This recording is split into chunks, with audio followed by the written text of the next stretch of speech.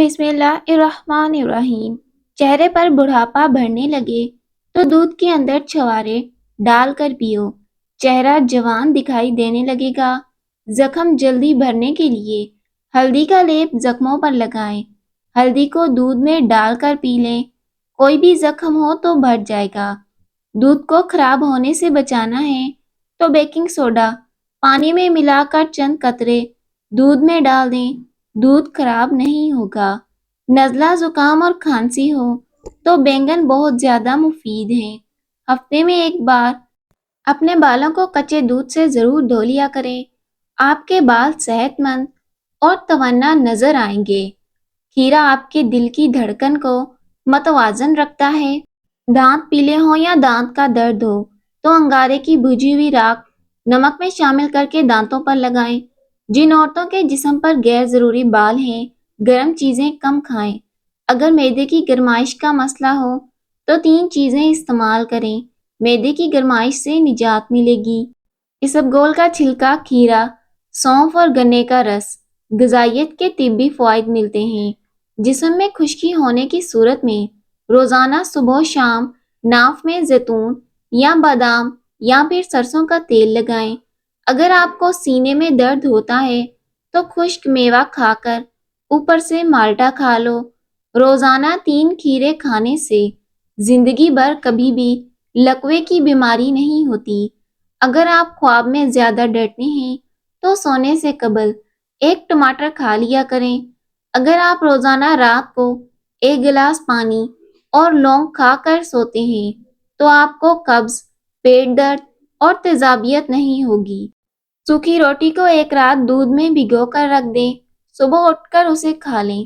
اس سے آپ ہمیشہ جوان، طاقتور رہیں گے۔ انڈے کی سفیدی سر پر لگانے سے بال خشک نہیں ہوتے۔ سر پر زیادہ خشکی رہتی ہو تو دہی میں 2 دانے چنے کے ملا کر روز لگائیں۔ پیشاب آنے پر پانی پی کر پیشاب کرنے سے گردے اسی وقت صاف ہو جاتے ہیں۔ سوتے وقت احتلام ہو جاتا ہو تو اسبگول کو دودھ میں ڈال کر پیو۔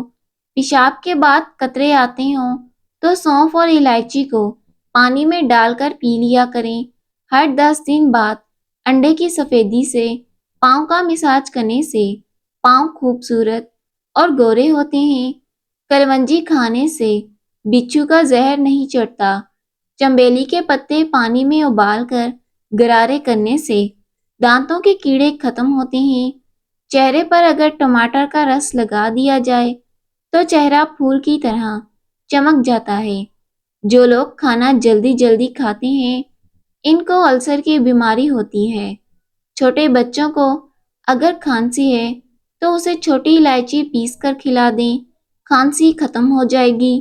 اپنے بچوں کو جیب خرچ سے کچھ صدقہ کرنے کی تربیت دیں تاکہ عمر بھر کے لیے انہیں اپنی آمدنی کا کچھ حصہ صدقہ کرنے کی عادت پڑ جائے، وہ آپ کے لیے صدقہ جاریہ بن جائے گا۔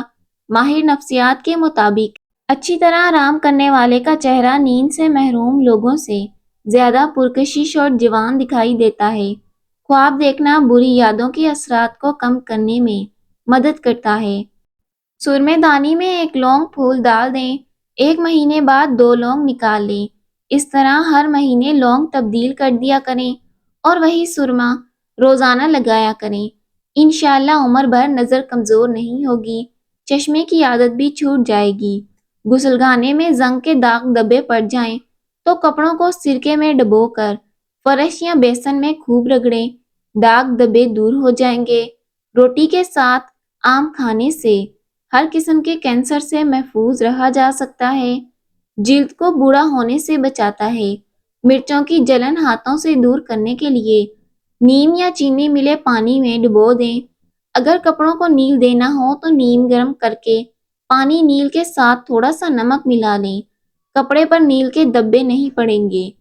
عورت ایک سبزی کے پانی سے چہرہ دھو لے، 50 سال والی عورت 17 سال جیسی نظر آئے گی۔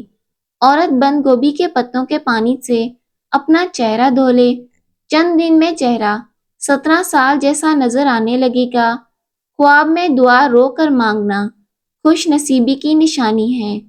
کان کے درد سے چھٹکارا پانے کا روحانی علاج یا سمیوں 21 بار پڑھ کر مریض کے کانوں میں پھونک ماریں۔ اگر آپ کمزوری کا شکار ہیں تو بھنے ہوئے چنے کھانے سے آپ کا وزن بڑھ جائے گا اور آپ کا جسم مضبوط ہو جائے گا۔ چہرے کو جوان اور خوبصورت بنانا ہے تو روزانہ چہرے پر کھیرے کے چھلکوں کو پیس کر اس میں دہی ڈال کر لگایا کریں۔ اگر کان میں پانی چلا جائے تو منہ پر ہاتھ رکھ کر پھونک ماریں، کان سے پانی باہر نکل آئے گا۔ اگر شہد کی مکھی کاٹ لے تو درد والی جگہ پر سرسوں کے تیل سے مالش کریں۔